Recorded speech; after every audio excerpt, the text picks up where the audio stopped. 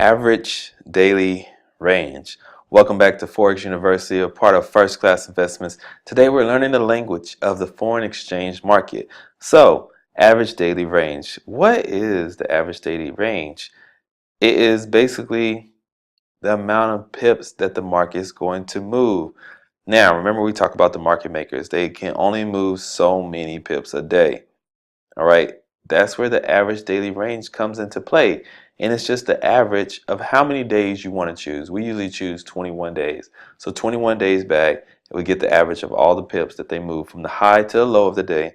And that gives us the average of that. And we take the average of 21 days and we give us how many pips they're going to move for the day.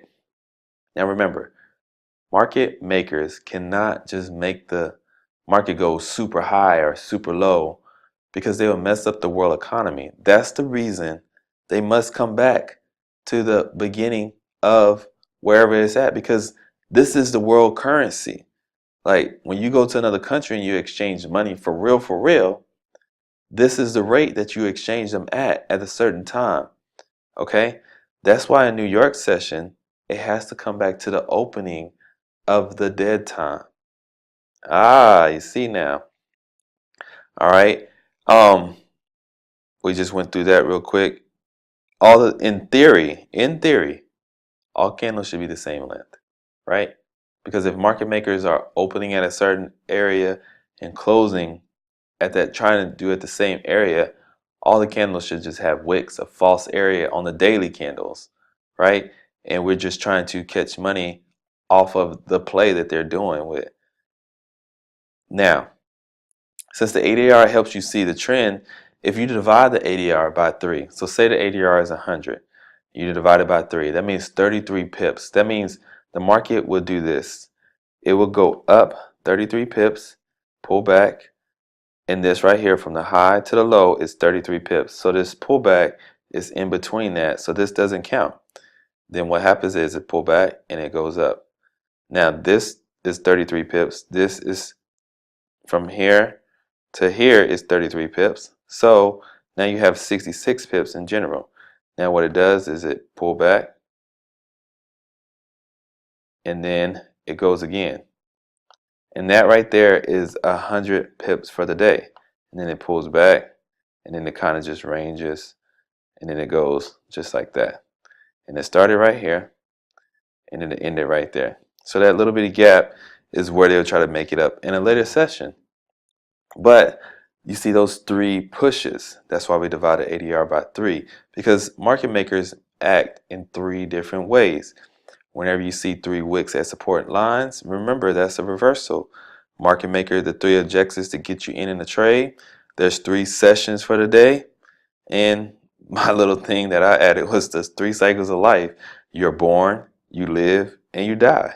That's pretty much it. So that's some dark humor, but you just simply divide ADR by 3 and you can usually see how many pips that is. That means you can get ready for that pullback, and when that pullback happens, you know, hey, it's going to push for about this much again, so that way I can put my take profit right here to make the most amount of money, because you're trading with the market makers. You're not trying to trade against them. Like I said earlier, semester 3 will provide you with more clarification on pullbacks. Okay? Now, sessions. Remember I said that Asian session has to be 50 pips or less, because if you divide the ADR by 3, you don't want the Asian session to, say the ADR is 100 and the Asian session is 100. That means the market can just go like, wait, ooh, no. That means the market can go just like this. This is Asian session. Market can go just like this. No.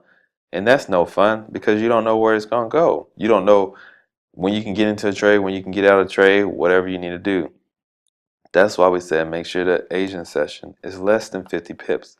And it's basically the high or low of the day. You want to see where the high or low in London session is and trade away from that area, or try to figure out which way the trend is going and wait for the pullback to go with that area. And then New York session, just know that it's trying to come back to the opening or wherever the ADR is. Once the ADR is hit, you know basically you can trade back to the opening. So say the ADR was hit up here for this, say it went like this, dun, dun, and it's right there. Now you can know that the ADR was hit. It's going to try to go back to the beginning. So that's how New York session is. So if you didn't want to wake up for London, you can just wait for New York and then just get ready to trade back to the opening of wherever the candle started at. All right, so that's pretty much it. That's all we got for you for the average daily range ADR. Hope you enjoyed it. Hope you learned something new. This is Forex University.